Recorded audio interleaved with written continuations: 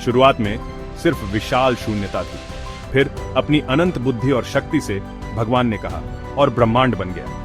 यह आदम और हव्वा, पहले पुरुष और पहली स्त्री के निर्माण की कहानी है और स्वर्ग के बगीचे ईडन में उनके जीवन की।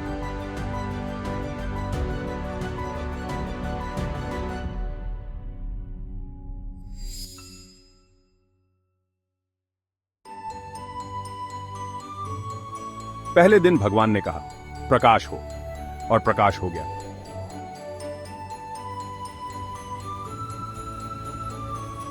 दिन को रात से अलग करते हुए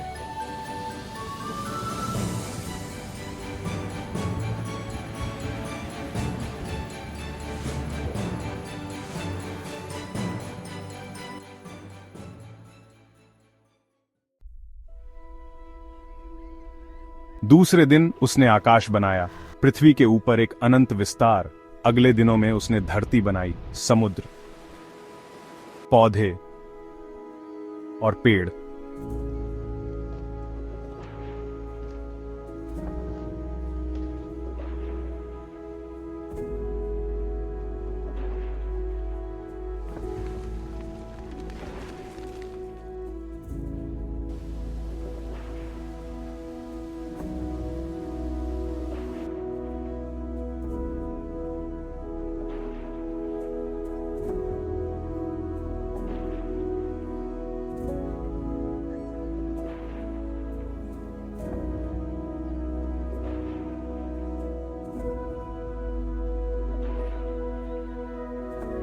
जीवन को एक ऐसी दुनिया में लाना जो कभी बंजर थी।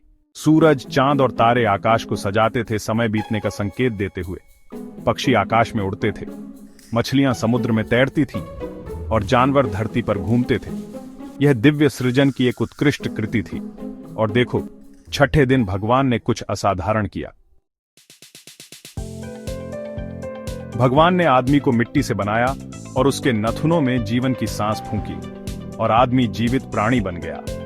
भगवान ने उसका नाम आदम रखा। आदम पूरी सृष्टि में अनोखा था क्योंकि वह भगवान के स्वरूप और समानता में बनाया गया था, सोचने, महसूस करने और बनाने में सक्षम। मैं सुंदरता और अजूबों की दुनिया में जागा। सूरज मेरे चेहरे को गर्म कर रहा था, पेड़ हवा में फुसफुसा रहे थे और जीवन की आवाजें मुझे घेरे हुए थी। मैं जीवित था और मैं भगवान की उपस्थिति को महसूस कर सकता था। भगवान ने आदम को एक खास जगह पर रखा, ईडन के बगीचे में अकल्पनीय सुंदरता का स्वर्ग। नदियां इससे होकर बहती थीं, जमीन को सींचती थीं और हर पेड़ देखने में सुहावना और खाने में अच्छा था। बगीचे के बीच में 2 पेड़ थे, जीवन का वृक्ष और अच्छे और बुरे के ज्ञान का वृक्ष। आदम, तुम बगीचे के सभी पेड़ों का फल खा सकते हो, लेकिन तुम अच्छे और बुरे के ज्ञान के वृक्ष का फल नहीं खाओगे, क्योंकि जिस दिन तुम इसे खाओगे तुम मर जाओगे। बगीचे की देखभाल करते हुए आदम ने देखा कि कुछ कमी है। सभी जानवरों में से उसके जैसा कोई नहीं था, कोई साथी नहीं था जिसके साथ वह अपना जीवन साझा कर सके। भगवान ने यह देखा और कहा, यह अच्छा नहीं है कि आदमी अकेला रहे। मैं उसके लिए एक ऐसा साथी बनाऊंगा जो उसके जैसा हो। भगवान ने आदम पर एक गहरी नींद डाली और उसकी एक पसली ली और उससे एक महिला बनाई।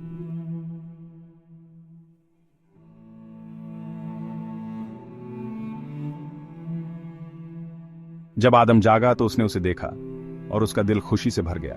यह मेरी हड्डियों की हड्डी और मेरे मांस का मांस है।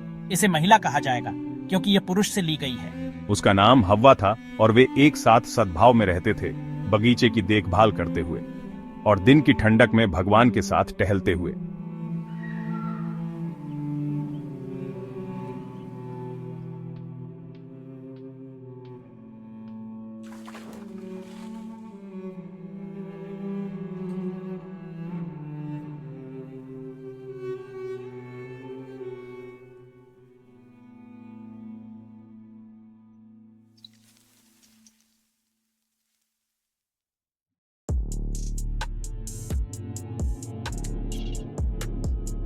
लेकिन बगीचे में एक सांप रहता था जो मैदान के सभी जानवरों से ज्यादा चालाक था। वह हव्वा के पास गया और उससे बात की। क्या भगवान ने सचमुच कहा, तुम बगीचे के किसी भी पेड़ से नहीं खाओगे? हम बगीचे के पेड़ों का फल खाते हैं, लेकिन बगीचे के बीच में जो पेड़ है उसके फल के बारे में भगवान ने कहा, तुम इसे बिल्कुल नहीं खाओगे और इसे बिल्कुल नहीं छुओगे। ऐसा ना हो कि तुम मर जाओ। तुम नहीं मरोगे, लेकिन भगवान जानता है कि जिस दिन तुम इसे खाओगे तुम्हारी आंखें खुल जाएंगी और तुम भगवान के जैसे हो जाओगे, अच्छे और बुरे को जानते हुए। हव्वा बहक गई।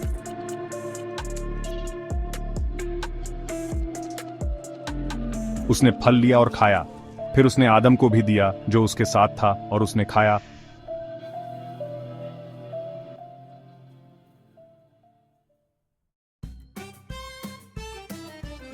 तब दोनों की आंखें खुल गईं और उन्होंने जाना कि वे नंगे हैं। शर्म उनके दिलों में भर गई और उन्होंने खुद को ढकने के लिए अंजीर के पत्ते सिल दिए। बगीचे में भगवान को टहलते हुए सुनकर वे छिप गए।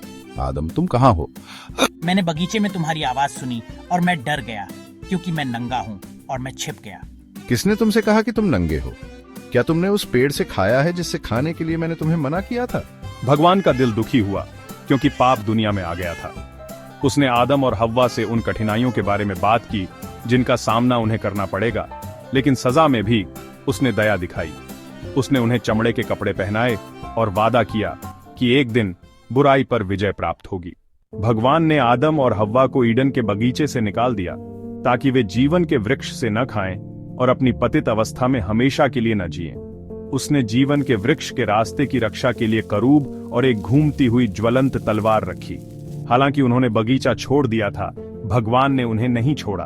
उसके पास छुटकारे की एक योजना थी, एक योजना जो पीढ़ियों तक चलेगी, अब तक की सबसे बड़ी कहानी की ओर ले जाती है। यह आदम और हव्वा की कहानी है, सृजन, पसंद और भगवान के शाश्वत प्रेम की कहानी। उनकी यात्रा हमें हमारी अपनी यात्रा और भगवान की शाश्वत योजना में रहने वाली आशा की याद दिलाती है।